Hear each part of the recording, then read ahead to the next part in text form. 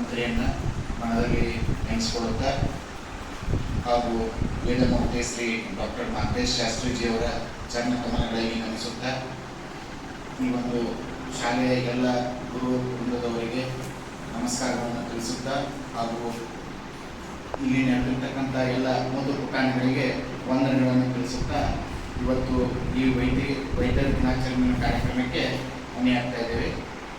ಈ ವೈದ್ಯರ ದಿನಾಚರಣೆ ಯಾಕೆ ಆಚರಿಸ್ತಾರೆ ಅಂತಂದರೆ, ಇದು ಭಾರತದ ಅತ್ಯಂತ ಪ್ರಸಿದ್ಧ ವೈದ್ಯರಾಗಿರ್ತಕ್ಕಂಥ ಡಾಕ್ಟರ್ BC ರಾಯ್ ಅವರ ಒಂದು ಹುಟ್ಟುಹಬ್ಬದ ನಿಮಿತ್ತ ನಾವು ರಾಷ್ಟ್ರಾದ್ಯಂತ ಇವತ್ತು ವೈದ್ಯರ ದಿನಾಚರಣೆಯನ್ನು ಆಚರಿಸ್ತೀವಿ. ಹಾಗಾದರೆ BC ರಾಯ್ ಅವರು ಏನಾಗಿದ್ರಪ್ಪ ಅಂತಂದ್ರೆ, ಅವರು ಪ್ರಸಿದ್ಧ ವೈದ್ಯರು ಆಗಿದ್ದರು ಹಾಗೂ ಸ್ವಾತಂತ್ರ್ಯ ಹೋರಾಟಗಾರರು ಕೂಡ ಆಗಿದ್ದರು. ಅವರು ಸ್ವಾತಂತ್ರ್ಯ ಹೋರಾಟಗಾರರಾಗಿದ್ದರು ಮತ್ತು ಪಶ್ಚಿಮ ಬಂಗಾಳದ 2ನೇ ಮುಖ್ಯಮಂತ್ರಿಯಾಗೂ ಕೂಡ ಅವರು ಸೇವೆಯನ್ನು ಸಲ್ಲಿಸಿದ್ದಾರೆ. ಅವರು ಪಶ್ಚಿಮ ಬಂಗಾಳದ 2ನೇ ಮುಖ್ಯಮಂತ್ರಿಯಾಗೂ ಕೂಡ ಅವರು ಸೇವೆ ಸಲ್ಲಿಸಿದ್ದಾರೆ. ಹೀಗಾಗಿ ಡಾಕ್ಟರ್ BC ರಾಯ್ ಅವರ ಆರೋಗ್ಯ ಕ್ಷೇತ್ರಕ್ಕೆ ಸಲ್ಲಿಸಿರ್ತಕ್ಕಂಥ ಸೇವೆ ಸಾಮಾಜಿಕವಾಗಿರ್ಬೋದು ಮತ್ತು ದೇಶಕ್ಕಾಗಿ ಅವರ ಸೇವೆಯನ್ನು ಸಲ್ಲಿಸಿರ್ತಕ್ಕಂಥದ್ದನ್ನು ಪರಿಗಣಿಸಿ ಭಾರತ ಸರ್ಕಾರದವರು ಅವರಿಗೆ 1961ರಲ್ಲಿ ಒಂದು ಇದನ್ನ ಅವರಿಗೆ ಭಾರತ ರತ್ನ ಪ್ರಶಸ್ತಿಯನ್ನ ಕೊಡ್ತಾರೆ. ಆಗಿನ ಭಾರತ ಸರ್ಕಾರದವರು ಭಾರತ ರತ್ನ ಪ್ರಶಸ್ತಿಯನ್ನ ಕೊಡ್ತಾರೆ. ಈ ರೀತಿಯಾಗಿ ಈ ಒಂದು ವೈದ್ಯರ ದಿನಾಚರಣೆ ಪ್ರಾರಂಭವಾಯಿತು. ಮೊಟ್ಟ ಮೊದಲಿಗೆ ವೈದ್ಯರ ದಿನಾಚರಣೆ 1991ರಲ್ಲಿ ಆಚರಣೆಯಾಗಿ ಪ್ರಾರಂಭವಾಯಿತು. ಈ ಒಂದು ವೈದ್ಯಕೀಯ ಕ್ಷೇತ್ರಕ್ಕೆ ಆಯುರ್ವೇದಾಚಾರ್ಯಗಳಾಗಿರ್ತಕ್ಕಂಥ ಚರಕ ಆಗಿರ್ಬೋದು, ಸುಶ್ರುತ ಆಗಿರ್ಬೋದು ಮತ್ತು ವಾಗ್ಭಟ್ರು ಇವರೆಲ್ಲರ ಒಂದು ಆಶೀರ್ವಾದದಿಂದ ಆಯುರ್ವೇದ ಶಾಸ್ತ್ರ ಬೆಳಕಿಗೆ ಬಂತು. ಇದಕ್ಕೆ ವೈದ್ಯಕೀಯ ಕ್ಷೇತ್ರಕ್ಕೆ ಇವರೆಲ್ಲರ ಕೊಡುಗೆ ಅಪಾರವಾಗಿದೆ ಅಂತೇಳಿ ಹೇಳ್ಬೋದು. ಈ ರೀತಿಯಾಗಿ ಪ್ರತಿಯೊಬ್ಬರ ವ್ಯಕ್ತಿಯ ಜೀವನ ಮೊದಲನೇ ಇರ್ಬೋದು ಹಾಗೂ ಕೊನೆಯ ಕ್ಷಣ ಇರ್ಬೋದು. ಈ ಒಂದು ಜೀವನದ ಮೊದಲ ಮತ್ತು ಕೊನೆಯ ಕ್ಷಣ ಕೂಡ ವೈದ್ಯರಿಂದ ದೃಢಪಡುತ್ತದೆ ಅಂತ ಹೇಳ್ಬೋದು. ಈ ರೀತಿಯಾಗಿ ವೈದ್ಯರು ಪ್ರತಿಯೊಬ್ಬರ ಜೀವನದಲ್ಲಿಯೂ ಕೂಡ ಅವರದೇ ಆದ ಒಂದು ಪ್ರಮುಖ ಪಾತ್ರವನ್ನ ವಹಿಸ್ತಾರೆ.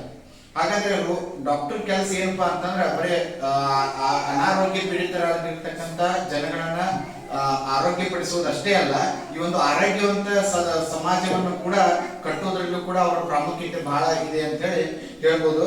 ಅದಕ್ಕೆ ನಮ್ಮ ಆಯುರ್ವೇದದಲ್ಲಿ ಹೇಳ್ತಾರೆ, ಸ್ವಾಸ್ಥ್ಯ ಸ್ವಾಸ್ಥ್ಯ ರಕ್ಷಣಂ ಮತ್ತು ಆತುರಸ್ಯ ವಿಕಾರ ಪ್ರಶಮನಂ ಅಂತ. ಅಂದ್ರೆ ಆರೋಗ್ಯವಂತ ವ್ಯಕ್ತಿಯ ಆರೋಗ್ಯವನ್ನು ಕಾಪಾಡೋದಲ್ಲೂ ಕೂಡ ಅನಾರೋಗ್ಯವಂತ ಕೂಡಿದಂತ ರೋಗಿಯನ್ನ ನಾವು ಆ ಗುಣವಂತಪಡಿಸಿ ಸದೃಢವಾದಂತ ರಾಷ್ಟ್ರವನ್ನು ನಿರ್ಮಾಣ ಮಾಡುವಲ್ಲೂ ಕೂಡ ವೈದ್ಯರ ಕಾರ್ಯ ಬಹಳ ಇದೆ ಅಂತೇಳಿ ನಾವು ಹೇಳ್ಬೋದು. ತಾವೆಲ್ಲ ನೋಡಿರ್ಬೋದು, ಈಗ ಒಂದು 4-5 ವರ್ಷದಿಂದ COVID-19 ಕೊರೋನಾ ಹೇಗೆ ಬಂದಿತ್ತು, ಆ ಒಂದು ವಾತಾವರಣದಲ್ಲಿ ಹಗಲಿರುಳು ಶ್ರಮಿಸಿದ್ದಾರೆ. ಎಲ್ಲ ವೈದ್ಯರು ಇರ್ಬೋದು, ಪ್ಯಾರಾಮೆಡಿಕಲ್ ಸಿಬ್ಬಂದಿ ಇರ್ಬೋದು, ಪೊಲೀಸರು ಇರ್ಬೋದು ಮತ್ತು ಆರೋಗ್ಯ ಇಲಾಖೆ ಇರ್ಬೋದು, ಪೌರ ಕಾರ್ಮಿಕರು ಇರ್ಬೋದು, ಇವರೆಲ್ಲರೂ ಕೂಡ ಹಗಲಿರುಳು ಶ್ರಮಿಸಿದ್ದಾರೆ ಕೊರೋನಾವನ್ನ ಹೋಗಲಾಡಿಸಲಿಕ್ಕೆ.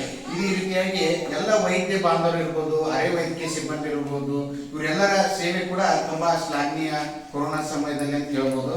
ಈ ರೀತಿಯಾಗಿ ಈ ವೈದ್ಯರು ಅವರು ನಿಸ್ವಾರ್ಥ ಸೇವೆಯನ್ನ ಮಾಡೋದ್ರಿಂದ ಒಬ್ಬ ವೈದ್ಯಗೆ ಏನೇನು ಸಿಗ್ತದಪ್ಪ ಅಂತಂದ್ರೆ, ನಮ್ಮ ವೈದ್ಯಕೀಯ ಸುಭಾಷಿತ ಸಾಹಿತ್ಯದೊಳಗೆ ಹೇಳ್ತಾರೆ, ಕ್ವಚಿತ್ ಧರ್ಮ ಕ್ವಚಿತ್ ಮೈತ್ರಿ ಕ್ವಚಿತ್ ಅರ್ಥ ಕ್ವಚಿತ್ ದೇಶ ಕರ್ಮಾಭ್ಯಾಸ ಕ್ವಚಿತ್ ಚಿಕಿತ್ಸಾ ನಾಸ್ತಿ ನಿಷ್ಫಲ ಅಂತ ಹೇಳ್ತಾರೆ. ಅಂದ್ರೆ ಏನಪ್ಪಾ ಅಂತಂದ್ರೆ, ಕ್ವಚಿತ್ ಧರ್ಮ, ಒಂದು ವೈದ್ಯನಾಗಿರ್ತಕ್ಕಂಥ ನಿಸ್ವಾರ್ಥವಾಗಿ ಸೇವೆ ಮಾಡಿದ್ದೆ ಆದ್ರೆ ಧರ್ಮ ಪ್ರಾಪ್ತಿ ಆಗ್ತದೆ ಅಂತ ಹೇಳ್ತಾರೆ. ಧರ್ಮ ಪ್ರಾಪ್ತಿ ಅಂತಂದ್ರೆ ಗುರುಗಳ ಆಶೀರ್ವಾದ ಆಗುತ್ತೆ ಅಂತ ಹೇಳ್ತಾರೆ, ಗುರುಗಳದ್ದು ಪೂಜ್ಯರದ್ದು ಆಶೀರ್ವಾದ ಆಗುತ್ತೆ ಅಂತ ಹೇಳ್ತಾರೆ. ಕ್ವಚಿತ್ ಧರ್ಮ ಕ್ವಚಿತ್ ಮೈತ್ರಿ ಅಂದ್ರೆ ಸ್ನೇಹತ್ವ ಕೂಡ ಸಿಗ್ತದೆ ಅಂತ ಹೇಳ್ತಾರೆ. ಕ್ವಚಿತ್ ದಶ ಅಂತಂದ್ರೆ ಯಶಸ್ವಿ ಕೂಡ ಸಿಗ್ತದ ಅಂತ ಹೇಳ್ತಾರೆ. ಮತ್ತು ಅದೇ ರೀತಿಯಾಗಿ ದ್ರವ್ಯ ಅಂದ್ರೆ ಆರ್ಥಿಕ ಸದೃಢತೆ ಕೂಡ ಸಿಗ್ತದ ಮತ್ತು ಅವರ ಪ್ರಾಯೋಗಿಕ ಕೌಶಲ್ಯ ಕೂಡ ಹೆಚ್ಚಾಗ್ತದೆ ಅಂತ ಹೇಳ್ತಾರೆ.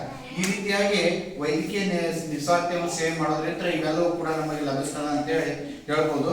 ಮತ್ತು ಯಾವುದೇ ವೈದ್ಯರ ಅವರು ಯಶಸ್ಸು ಯಾವ ರೀತಿಯಾಗಿ ಅವಲಂಬನೆ ಆಗಿರ್ತದೆ ಅಂತಂದ್ರೆ, ಅವರ ವೃತ್ತಿಯಲ್ಲಿರೋ ನಿಷ್ಠೆ, ರೋಗಿಯ ಜೊತೆಗಿರುವಂತ ಬಾಂಧವ್ಯ, ಬದ್ಧತೆ ಮತ್ತು ಪ್ರಾಯೋಗಿಕ ಕೌಶಲ್ಯಗಳ ಮೇಲೆ ಒಬ್ಬ ವೈದ್ಯನ ಯಶಸ್ಸು ಕೂಡ ಅವಲಂಬಿತವಾಗಿರ್ತದೆ ಅಂತ ಹೇಳ್ಬೋದು.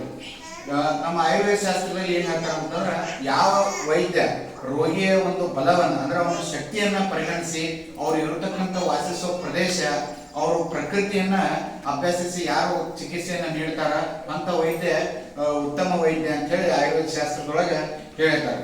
ಈ ರೀತಿಯಾಗಿ ಒಬ್ಬ ವೈದ್ಯನ ಜವಾಬ್ದಾರಿ ಏನಪ್ಪಾ ಅಂತಂದ್ರೆ, ಅನಾರೋಗ್ಯ ಪೀಡಿತರಾಗಿರ್ತ ವ್ಯಕ್ತಿಯನ್ನು ಆರೋಗ್ಯ ಪಡಿಸುವುದಷ್ಟೇ ಅಲ್ಲದೆ ಆ ಆರೋಗ್ಯವಂತ ವ್ಯಕ್ತಿ ಕೂಡ ಆರೋಗ್ಯವನ್ನು ಕಾಪಾಡಿಕೊಂಡು ಒಂದು ಸದೃಢ ರಾಷ್ಟ್ರವನ್ನು ನಿರ್ಮಾಣ ಮಾಡುವಲ್ಲಿ ಕೂಡ ವೈದ್ಯರ ಪಾತ್ರ ಬಹಳ ಮುಖ್ಯ ಇದೆ ಅಂತ ಹೇಳಿ ಹೇಳ್ಬೋದು. ಈ ರೀತಿಯಾಗಿ ವೈದ್ಯರು ಪ್ರತಿಯೊಬ್ಬರ ಜೀವನದಲ್ಲೂ ಕೂಡ ಮಹತ್ವದ ಕಾರ್ಯವನ್ನು ನಿರ್ವಹಿಸ್ತಾರೆ. ಅದು ವೈದ್ಯರ ಕಾರ್ಯ ಕೂಡ ಶ್ಲಾಘನೀಯ ಅಂತ ಹೇಳಿ ಹೇಳ್ಬೋದು. ಅವಕಾಶ ಮಾಡಿಕೊಟ್ಟಿರ್ತಕ್ಕಂಥ ಡಾಕ್ಟರ್ ಮಾಂತೇಶ್ ಶಾಸ್ತ್ರಿಜಿಯವರು ಕೂಡ ನಾನು ಅಭಿನಂದನೆಗಳನ್ನು ಸಲ್ಲಿಸ್ತೇನೆ. ಹಾಗೂ ಎಲ್ಲ ಗುರು ವೃಂದದವರಿಗೆ, ಮುದ್ದು ಪುಟಾಣಿಗಳಿಗೆ ನನ್ನ ನಮಸ್ಕಾರವನ್ನು ಸಲ್ಲಿಸ್ತೇನೆ.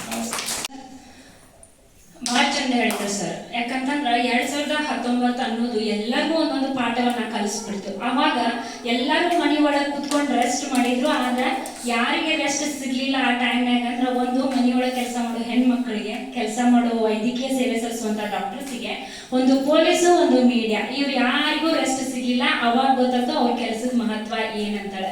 ಈ ಮೂರು ಇಲ್ಲಂದ್ರೂ ನಡೀತಿತ್ತು, ಅವ್ರ ಡಾಕ್ಟರ್ಸ್ ಇಲ್ಲಂದ್ರ ನಡೀತಿರ್ಲಿಲ್ಲ. ಎಷ್ಟೋ ಸಾವು ನೋವನ್ನ ನಾವು ನೋಡ್ಬೇಕಾಗಿತ್ತು. ನಿಜಕ್ಕೂ ಅವ್ರಿಗೊಂದು ಹ್ಯಾಟ್ಸ್ ಆಫ್ ಹೇಳಬೇಕು. ಇನ್ನೊಂದ್ಸಲಿ ಜೋರ ಚಪ್ಪಾಳೆ ತಟ್ರಿ ಅವರು.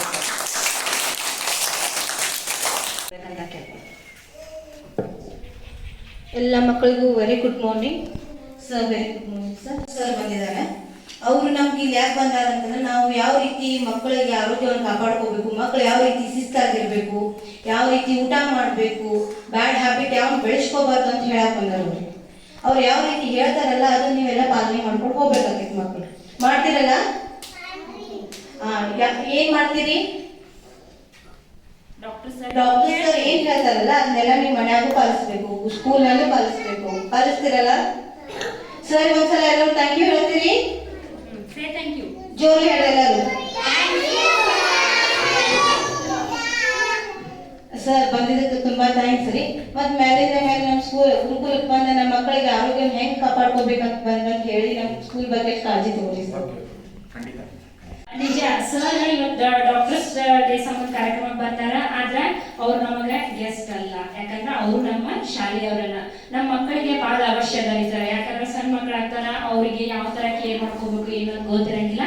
ನಾವೆಲ್ಲ ಹೇಳಿದ್ರೆ ಅವ್ರಿಗೆ ಅರ್ಥ ಆಗಂಗಿಲ್ಲ. ಶಂಕದಿಂದ ಬಂದ್ರನ್ನ ತೀರ್ಥ ಡಾಕ್ಟರ್ ಹೇಳಿದ್ರನ್ನ ಅವ್ರು ಕೇಳ್ತಾವ್ರು. ಸ್ವಲ್ಪ ಆಮೇಲೆ ಅವ್ರ ಚೂರು ನೀವು ಗೈಡೆನ್ಸ್ ಮಾಡಿದ್ರೆ ಏನ್ ತಿನ್ಬಾರ್ದು, ಏನ್ ತಿನ್ಬೇಕು ಅಂತ ಹೇಳಿ.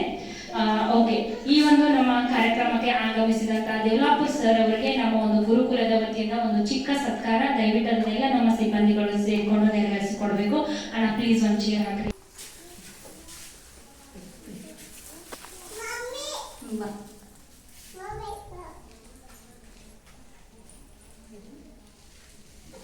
ತಮಗೆ ಟಿಪ್ಸ್ ಕೊಡ್ಬೇಕೇನಂತಂದ್ರೆ, ಮೊದಲನೇದಾಗಿ ನಾವು ಮೊನ್ನೆ ಹೇಳಿದ್ರು ಮನೆ ಮೊದಲ ಪಾಠಶಾಲೆ ಅಂತ ಹೇಳಿ. ಈ ರೀತಿಯಾಗಿ ಎಲ್ಲದಕ್ಕಿಂತ ದೊಡ್ಡ ಗುರು ಅಂದ್ರೆ ತಾಯಿ. ಎಲ್ಲದಕ್ಕಿಂತ ಮೊದಲು ಯಾರಿಗೆ ನಾವು ನಮಸ್ಕಾರ ಮಾಡ್ಬೇಕಂತಂದ್ರೆ ತಾಯಿ. ಅದಕ್ಕೆ ತಾವು ಬೆಳಗ್ಗೆ ಎದ್ದ ತಕ್ಷಣ ಮೊದಲು ತಂದೆ ತಾಯಿಗೆ ನಮಸ್ಕಾರ ಮಾಡಬೇಕು.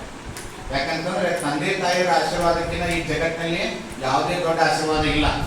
ನೀವು ಎಷ್ಟೋ ಗುಡಿ ಗುಂಡಾರ ಸುತ್ರಿ, ಅದಕ್ಕಿಂತ ನೀವು ತಂದೆ ತಾಯಿಗೆ ನಮಸ್ಕಾರ ಮಾಡಿದ್ರಿ ಅಂದ್ರೆ ಅದಕ್ಕಿಂತ ದುಪ್ಪಟ್ಟು ತಮಗೆ ಆಶೀರ್ವಾದ ಸಿಗ್ತದೆ. ಅದೇ ನಿಮಗೆ ಶ್ರೀರಕ್ಷೆ. ಅದಕ್ಕೆ ಮೊದಲ ಬಾರಿಗೆ ತಾವು ಪ್ರತಿ ದಿವಸ ಎದ್ದ ಕೂಡಲೇ ಏನ್ ಮಾಡ್ಬೇಕು? ತಂದೆ ತಾಯಿಗೆ ತಾವು ಶಿರವಾಗಿ ನಮಸ್ಕಾರ ಮಾಡಬೇಕು. ನಂತರ ಏನ್ ಮಾಡ್ಬೇಕು ಅಂತಂದ್ರೆ, ತಾವು ಎದ್ದ ತಕ್ಷಣ ಬಯಲು ದಸರಿಗೆ ಹೋಗಿ ಹಲ್ಲು ಉಜ್ಜಬೇಕು, ಸ್ವಚ್ಛವಾಗಿ ಹಲ್ಲು ತಕ್ಕೋಬೇಕು. ಸ್ವಚ್ಛವಾಗಿ ಹಲ್ಲು ತಕ್ಕೋಬೇಕು. ನಂತರ ಸ್ನಾನ ಮಾಡಬೇಕು. ಸ್ನಾನ ಮಾಡಿದ ಬಳಿಕ ನಿಯಮಿತವಾಗಿ ತಾವು ವಾರಕ್ಕೆ ಒಂದ್ಸಲ ಆಗಲಿ ಇಲ್ಲ 15 ದಿನಕ್ಕೆ ಒಂದ್ಸಲ ಆಗಲಿ ತಾವು ತಮ್ಮ ಉಗುರುಗಳನ್ನ ಕಟ್ ಮಾಡ್ಕೋಬೇಕು. ಉಗುರುಗಳನ್ನ ಕಟ್ ಮಾಡ್ಕೊಳ್ಳಿಲ್ಲ ಅಂದ್ರೆ ಏನಾಗ್ತದ ಅಂತಂದ್ರೆ, ಉಗುರಿನೊಳಗೆ ಸೇರ್ತಕ್ಕಂಥ ಹೊಲಸು ಏನಿರ್ತದ ಅದು ನಮ್ಮ ದೇಹದೊಳಗ ಹೋಗ್ತದೆ. ನಮ್ಮ ದೇಹದೊಳಗೆ ಹೋಗೋದ್ರಿಂದ ಏನಾಗ್ತೈತಿ? ರೋಗ ರುಜಿನಗಳು ಚಾಲು ಆಗ್ತಾವ. ಹೊಟ್ಯಾಗ ಜಂತ ಆಗ್ಲಿಕ್ಕೆ ಪ್ರಾರಂಭ ಆಗ್ತೈತಿ. ಹೊಟ್ಯಾಗ ಜಂತ ಆತಪ್ಪ ಅಂತಂದ್ರೆ ಏನಾಗ್ತೈತಿ?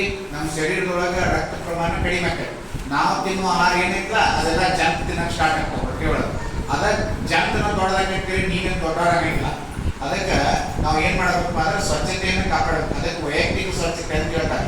ವೈಯಕ್ತಿಕ ಸ್ವಚ್ಛತೆ ಅಂತಂದ್ರೆ ಏನಪ್ಪಾ ಅಂದ್ರೆ, ನಾವು ನಿಯಮಿತವಾಗಿ ಕಾಲಕ್ಕೆ ಕ್ಷೌರ ಕರ್ಮವನ್ನು ಮಾಡ್ಕೋಬೇಕು. ಕ್ಷೌರ ಕರ್ಮ ಅಂದ್ರೆ ಕಟಿಂಗ್ ಮಾಡ್ಕೋಬೇಕು. ಹೆಚ್ಚಾದ ಕೂದಲನ್ನ ನಾವು ಆವಾಗ ತೆಗಿಬೇಕು. ಮತ್ತೆ ಹೆಚ್ಚಾದ ಉಗುರುಗಳನ್ನ ನಾವು ಕತ್ತರಿಸಿ ಹಾಕಬೇಕು. ಪ್ರತಿ ದಿವಸ ಸ್ನಾನ ಮಾಡಬೇಕು.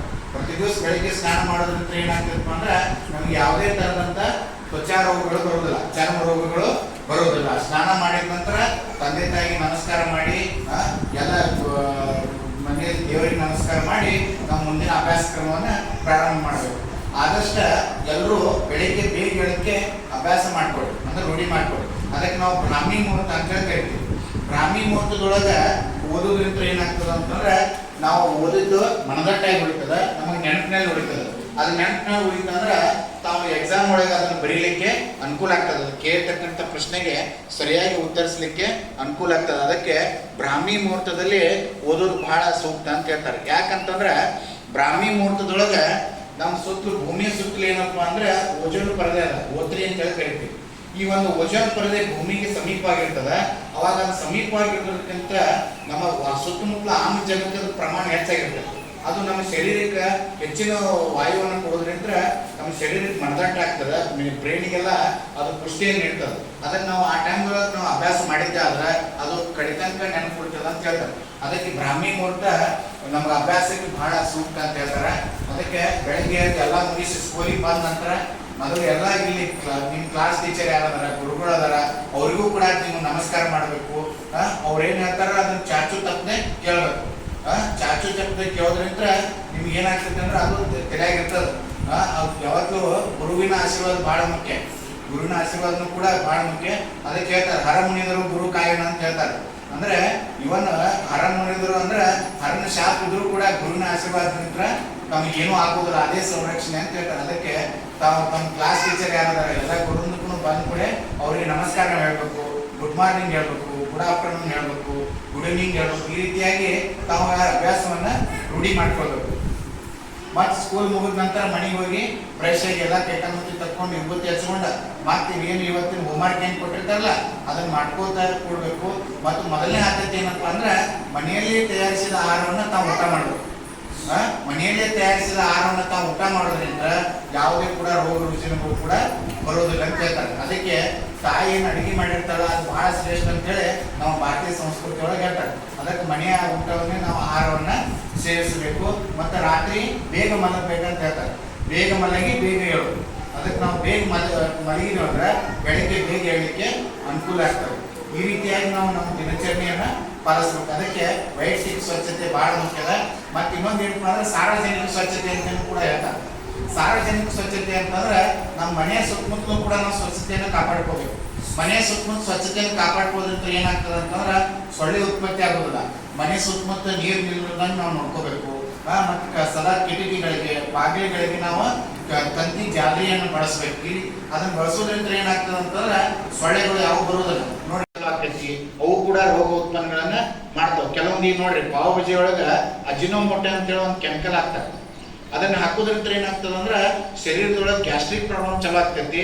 ಮತ್ತೆ ಶರೀರದೊಳಗೆ ಬಹಳಷ್ಟು ರೋಗಗಳನ್ನು ಉಂಟು ಮಾಡ್ತದೆ. ಅದಕ್ಕೆ ನಾವು ಇಂಥ ಒಂದು ಫಾಸ್ಟ್ ಫುಡ್ಸ್ ಅಂತ ಕರಿತೀವಿ, ಪಾನಿಪುರಿ ಇರ್ಬೋದು, ಪಾವ್ ಬಜಿ ಇರ್ಬೋದು, ಇಂಥವೆಲ್ಲ ಬಿಟ್ಟು ಬಿಡ್ಬೇಕು.